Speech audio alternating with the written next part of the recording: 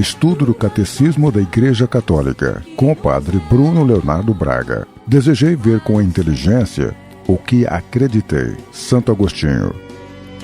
Tuas asas que nos elevam em contemplação.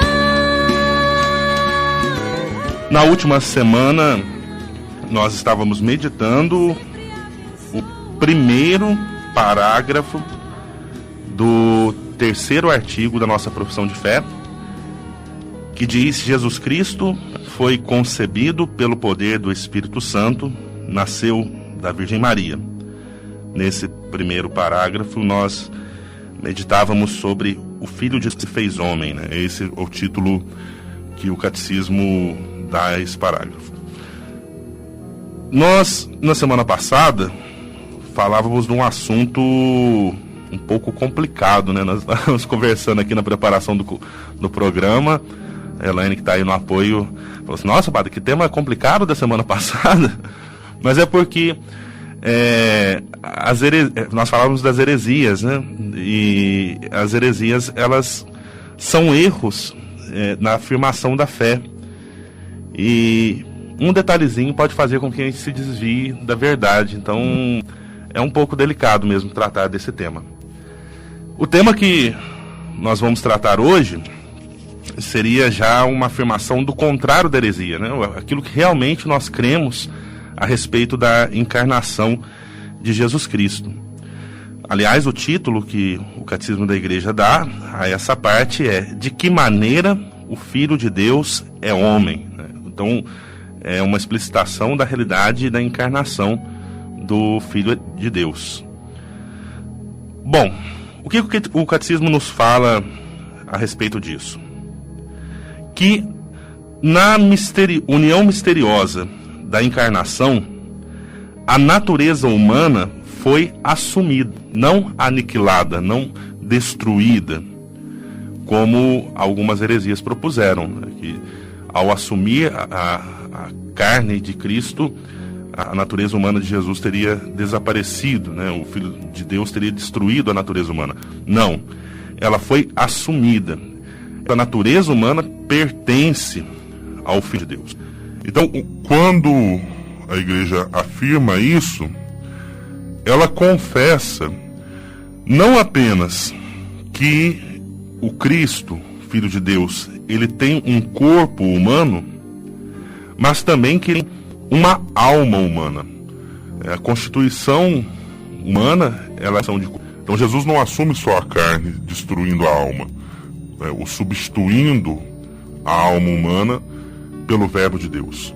Ele, na verdade, tem um corpo verdadeiramente humano, uma alma verdadeiramente humana, com aquilo que comporta a alma humana, ou seja, as operações de inteligência e vontade.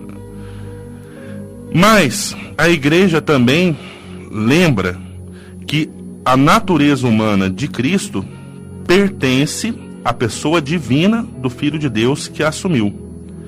Então, tudo aquilo que o Cristo é e tudo aquilo que o Cristo faz, ali nas ações de Jesus, nós temos as ações daquilo que o Catecismo denomina o um da Trindade, ou seja, a segunda pessoa da Santíssima Trindade, o Filho de Deus.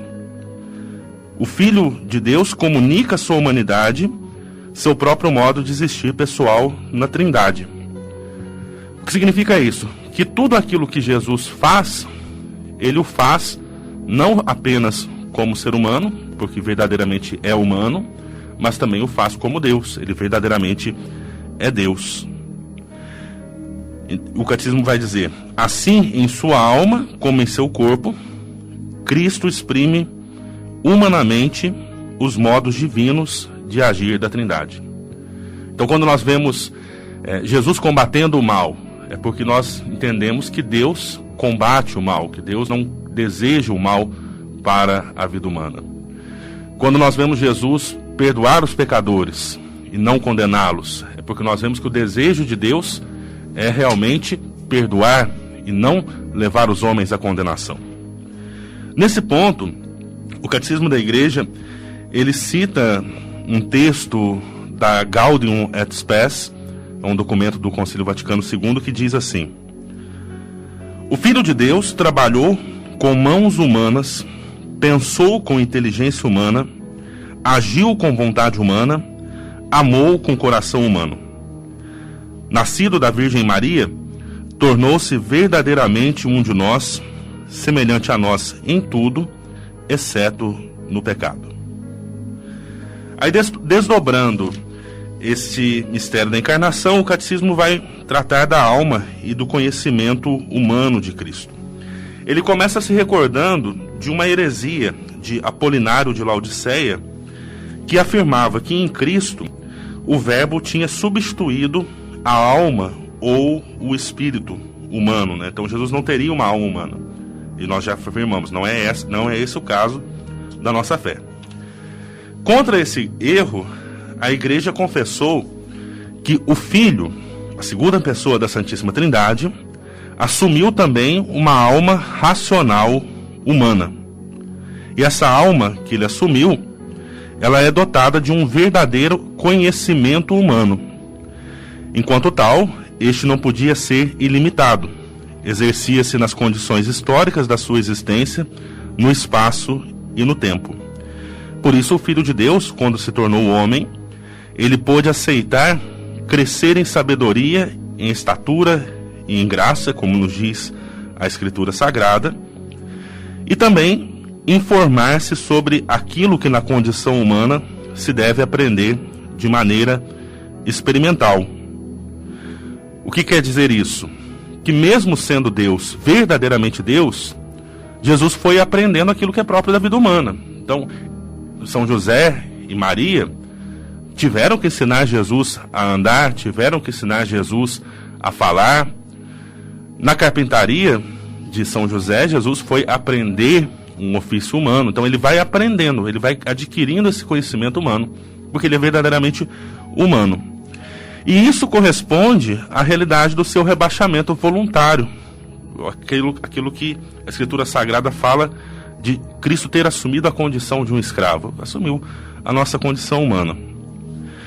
Mas, e nós não podemos nos esquecer isso, ao mesmo tempo, esse conhecimento verdadeiramente humano do Filho de Deus exprimia a vida divina da sua pessoa. A natureza humana do Filho de Deus, por causa da sua união ao Verbo, ela conhecia e manifestava nela tudo aquilo que convém a Deus. É o que nós podemos ver desse conhecimento direto e íntimo de Jesus com o seu Pai, de saber-se filho de Deus. É o que nós podemos ver também naquela penetração misteriosa, divina, que Jesus tinha dos pensamentos secretos dos corações dos homens. É sua divindade que manifesta a sua vida divina na natureza humana de Jesus, no conhecimento humano de Jesus. E por causa dessa união da natureza humana com o Verbo, Jesus ele gozava em plenitude do conhecimento dos desígnios eternos que ele veio revelar.